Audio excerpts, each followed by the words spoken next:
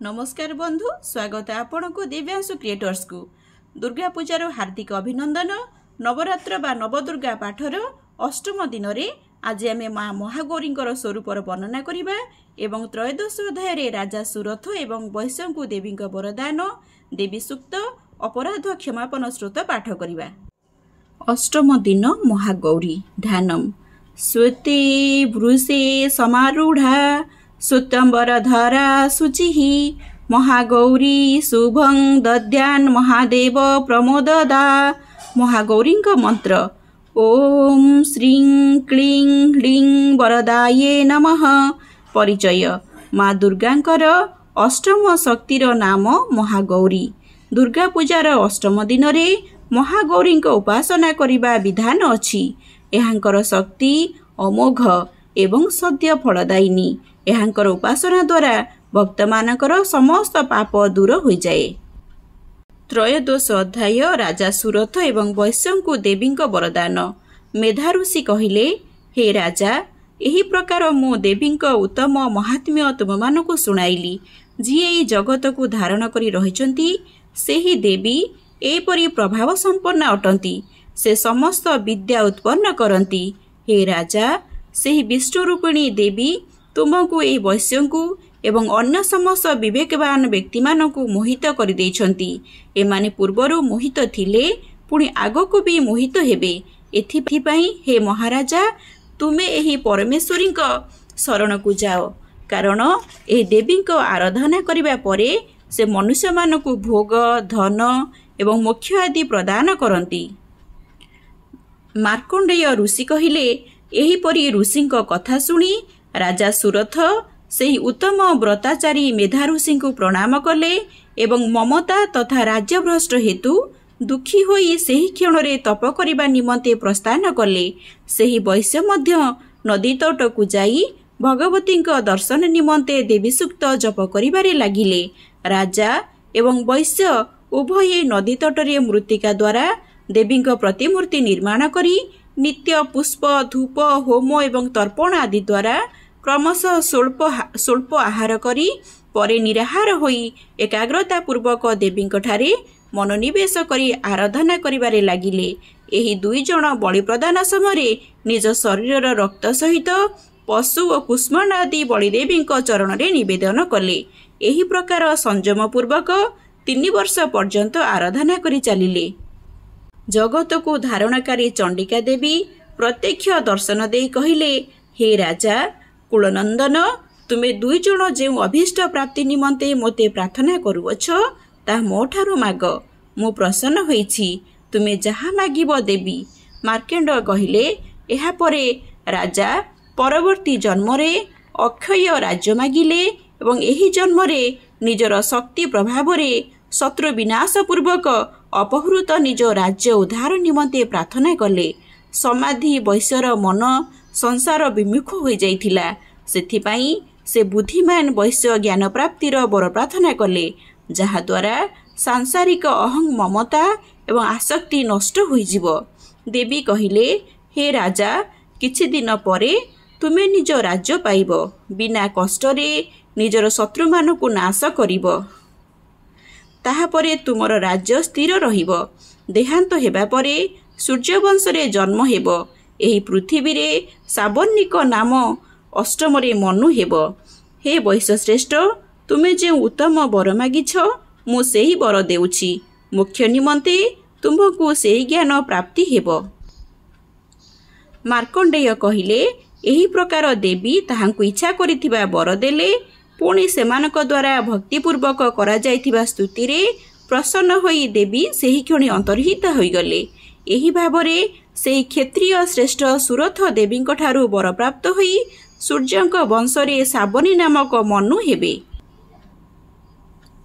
मार्कंडेय कहिले, एही प्रकार देवी ताहांकु इच्छा करिथिबा वर देले। पुणी सेमानक द्वारा भक्तिपूर्वक करा जाइथिबा स्तुति रे प्रसन्न होई देवी सेही क्षणी अंतर्हित होइगले। एही भावरे सेही क्षत्रिय श्रेष्ठ सुरथ देवी ठारू वर प्राप्त होई सूर्यंक वंशरे साबनी नामक मनु हेबे। देवी सूक्त। भगवती कहिले, मो रुद्र, वसु, आदित्य ଏବଂ ବିଶ୍ୱଦେବ ରୂପରେ ସର୍ବତ୍ର ବିଚରଣ କରୁଛି। ମିତ୍ର, ବରୁଣ, ଇନ୍ଦ୍ର, ଅଗ୍ନି ଏବଂ ଅଶ୍ୱିନୀ କୁମାରଙ୍କୁ ମୁଁ ଧାରଣ କରି ରଖିଛି। ସୋମ, ଯଜ୍ଞ, ବିଶ୍ୱକର୍ମା, ସୂର୍ଯ୍ୟ ଏବଂ ଈଶ୍ୱର ଏମାନଙ୍କୁ ମୁଁ ଧାରଣ କରି ରଖିଛି।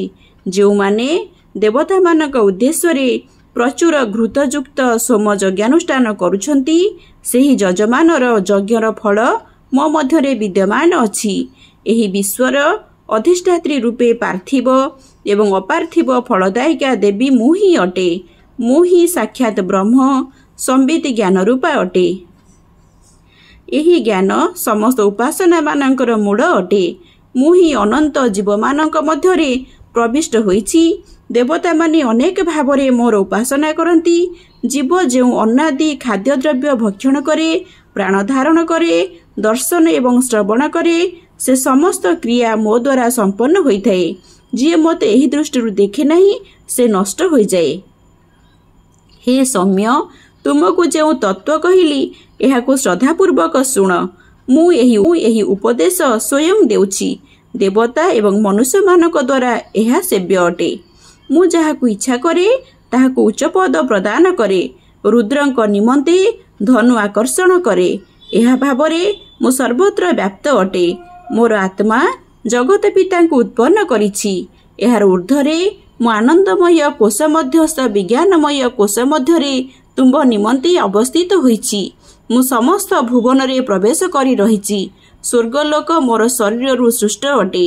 ମୁଁ ଜଳ, ବାୟୁ ରୂପରେ ପ୍ରବାହିତ ହୋଇଛି, ଯାହାଦ୍ୱାରା ଏ ସମସ୍ତ ସୃଷ୍ଟି ଆରମ୍ଭ ହୋଇଛି। ଏହି ସ୍ୱର୍ଗ ତଥା ମର୍ତ୍ତ୍ୟଲୋକର ଉର୍ଦ୍ଧ୍ୱରେ ମଧ୍ୟ ମୁଁ ବିଦ୍ୟମାନ ଅଛି। ମୋର ମହିମା ଏହିପରି ଅଟେ। ଏହି ସ୍ୱର୍ଗ ତଥା ମର୍ତ୍ତ୍ୟଲୋକର ଉର୍ଦ୍ଧ୍ୱରେ ମଧ୍ୟ ମୁଁ ବିଦ୍ୟମାନ ଅଛି। ମୋର ମହିମା ଏହିପରି ଅଟେ। ଅପରାଧ କ୍ଷମାପନ ସ୍ତୋତ୍ର। ମାତା, ମୁଁ ମନ୍ତ୍ର, ଯନ୍ତ୍ର, ସ୍ତୁତି, ଆବାହନ, ଧ୍ୟାନ, ସ୍ତୁତି କଥା, ମୁଦ୍ରା ଏସବୁ କିଛି ଜାଣିନାହିଁ। କେବଳ ତୁମର କୌଣସି ପ୍ରକାର ଭଜନ କରୁଛି। ମୋର ଅପରାଧ କ୍ଷମା କରନ୍ତୁ। ଅଜ୍ଞାନରେ, ଦାରିଦ୍ର୍ୟରେ, ବିରହରେ ମୁଁ ଲିପ୍ତ। ହେ ଦେବୀ, ଆପଣଙ୍କ ଚରଣ ସେବାରେ ତ୍ରୁଟି ହେଉଥିବା ଜାଣି ମଧ୍ୟ ଆପଣ ମୋର ଅପରାଧ କ୍ଷମା କରନ୍ତୁ। ମୋତେ ସବୁ ପ୍ରକାର ଉଦ୍ଧାର କରନ୍ତୁ।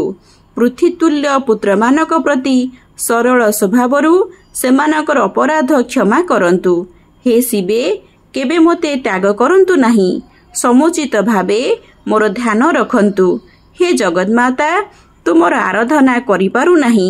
ଏହା ସତ୍ତ୍ୱେ ତୁମର ସ୍ନେହ ମୋ ଉପରେ ନିରନ୍ତର ଥାଉ। ସର୍ବସ୍ୱ ତ୍ୟାଗ କରି ଆପଣଙ୍କ ଶରଣରେ ରହିବି। ମୋର ଏହି ଶରୀରକୁ ଉପଯୋଗ କରନ୍ତୁ। ହେ ମାତା, ଯଦି ଆପଣଙ୍କ କୃପା ମୋ ଉପରେ ହେବ ନାହିଁ, ତାହେଲେ ମୁଁ ନିରାଶ୍ରିତ ହୋଇ ଏହି ଜଗତରେ ଉଦର ପୋଷକ ହୋଇ ରହିବି। ସ୍ୱପ୍ନାକୀ, ଜଳପାକୀ ଏବଂ ମଧୁପାକୀ ହୋଇ ମଧ୍ୟ ନିରାଶ୍ରିତ ରହିବି। ଚିରକାଳ ପର୍ଯ୍ୟନ୍ତ କୋଟି କୋଟି ସୁବର୍ଣ୍ଣ ମୁଦ୍ରାର ଇଚ୍ଛା ରଖି ତୁମର ଚିନ୍ତନ କରିବି। ହେ ଜନନୀ, ଜପନୀୟ, ଜପଯୋଗ୍ୟ, ଜପବିଧି କିପରି ଜାଣିବି? ଚିତାଭସ୍ମ ଲେପନ କରି, ହଳାହଳ ବିଷ ପାନ କରି, ଦିଗମ୍ବର ହୋଇ ଜଟା ଧାରଣ କରି, ଭୂତେଶଙ୍କ ପାଳନକାରିଣୀ, ଜଗଦୀଶ ପଦବୀ ପ୍ରଦାନକାରିଣୀ ହେ ଭବାନୀ, ତୁମର ଶରଣରେ ହିଁ ଫଳପ୍ରାପ୍ତି ହେବ। ମୋର ମୁଖ୍ୟ କାମନା ନାହିଁ, ପରିପୂର୍ଣ୍ଣ ବିଭବର ଅଭିଳାଷ ନାହିଁ, ଜ୍ଞାନର ଅପେକ୍ଷା ନାହିଁ। କେବଳ ଚନ୍ଦ୍ରମୁଖୀଙ୍କ ସେବା କରୁଥିବି। ଏହା ଭିନ୍ନ ଅନ୍ୟ କୌଣସି ଇଚ୍ଛା ନାହିଁ। ହେ ମାତା, ତୁମକୁ ଏହି ପ୍ରାର୍ଥନା କରୁଛି କି ଜନ୍ମ ଜନ୍ମାନ୍ତରରେ ମୋର ତୁମ ଚରଣରେ ସେବା କରିବାର ଅଭିଳାଷ ରହିଥାଉ। ହେ ମୃଣାଳୀ, ରୁଦ୍ରାଣୀ, ଶିବେ, ଶିବ ଭବାନୀଙ୍କ ଜପ କରିବି। ହେ ଶ୍ୟାମା, ତୁମେ ଯଦି କିଞ୍ଚିତ ମାତ୍ର ମୋ ପରି ଅନାଥ ଉପରେ କୃପା କରିବ, ତାହେଲେ ମୋର କଲ୍ୟାଣ ହୋଇଯିବ। ମୁଁ ତୁମର ଭଜନ କରୁଥିବି। ହେ ଦୁର୍ଗେ, ଦୟାକାରିଣୀ, ମୁଁ କ୍ଷୁଧାରେ ବଶୀଭୂତ ହୋଇ ମଧ୍ୟ ତୁମର ସ୍ମରଣ କରୁଥିବି। ହେ ଜଗଦମ୍ବେ, ତୁମେ ମୋତେ ନିଜସ୍ୱ କୃପାରେ ପରିପୂର୍ଣ୍ଣ କରିଦିଅନ୍ତୁ। ଏହାଠାରୁ ବିଚିତ୍ର କଥା ଆଉ କ'ଣ ହୋଇପାରେ? ଅପରାଧୀ ବୋଲି ଜାଣି ମଧ୍ୟ ହେ ମାତା, ମୋ ପରି ଉପେକ୍ଷିତ ପୁତ୍ରକୁ ଭୁଲି ଯାଆନ୍ତୁ ନାହିଁ। ମୋ ପରି ପାପୀ ଏହି ସଂସାରରେ କେହି ନାହାନ୍ତି। ତୁମ ପରି ପାପହରଣକାରିଣୀ କେହି ନାହାନ୍ତି। ଏହିପରି ଜାଣି ହେ ମହାଦେବୀ, ଆପଣ ଯାହା ଉଚିତ ମନେ କରିବେ ସେହିପରି କରନ୍ତୁ। ସିଦ୍ଧ କୁଞ୍ଚିକା ସ୍ତୋତ୍ର। मंत्र ओम ऐं ह्लीं क्लीं चामुण्डायै विच्चे ओम ग्लौं हुं क्लीं जुं सः ज्वलाय ज्वलाय ज्वल ज्वल प्रज्वल प्रज्वल ऐं ह्लीं क्लीं चामुण्डायै विच्चे ज्वल हंसं लं ख्यं फट् स्वाहा। कुंजिका स्तोत्र शिव स्वरूपिणी मधुकैटभ नाशिनी महिषासुर घातिनी एवं शुंभ निशुंभ नामक दैत्य को नाशकारिणी आपण को नमस्कार। हे महादेवी आपण मोर जप को सिद्ध करंतु। आपण ऐं रूपरे जगतर उत्पत्ति ह्लीं रूपरे पालन क्लीं रूपरे संहारकारिणी अटंती।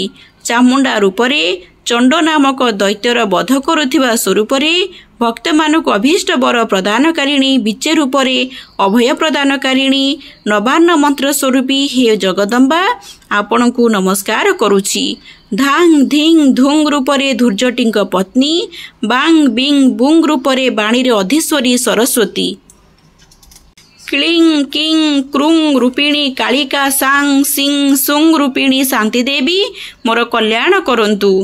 हुं हुं हुंकार रूपिणी देवी जंग जंग जंग रूपिणी जम्बनादिनी देवी एवं भ्रांग भ्रंग भंग रूपिणी भैरवी भद्रा तथा भवानी आपण को बारंबार नमस्कार। ओम कम चंग टंग तंग ठारू कुरु कुरु स्वाहा पर्यंत पाठ करंतु।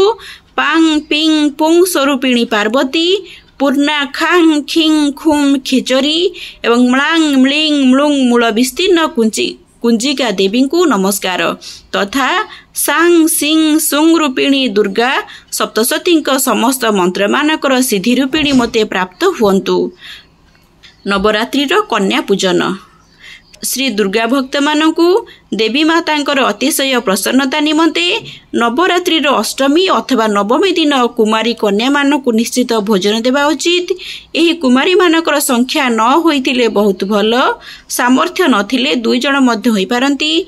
भोजन करुथिबा कन्या मानकर बयस 2 वर्षरु कम एवं 10 वर्षरु अधिक हेबा उचित नुहे। 2 वर्षर कन्या कुमारी 3 वर्षर कन्या कृतिमूर्ति 4 वर्षर कन्या को कल्याणी 5 वर्षर कन्या को रोहिणी 6 वर्षर कन्या को कालिका 7 वर्षर कन्या को चंडिका 8 वर्षर कन्या को सांभवी 9 वर्षर कन्या को दुर्गा एवं 10 वर्षर कन्या को सुभद्रा बोली विवेचित करा जाइछि। क्रमशः एही कुमारी मानकर नमस्कार मंत्र एपरि यथा 1 रे कुमार जे नमः 2 रे त्रिमूर्तये नमः 3 रे कल्याणी नमः 4 रे रोहिणी नमः 5 रे कालिकाये नमः 6 रे चंडिकाये नमः 7 रे सांभव्ये नमः 8 रे दुर्गाये नमः 9 रे सुभद्राये नमः।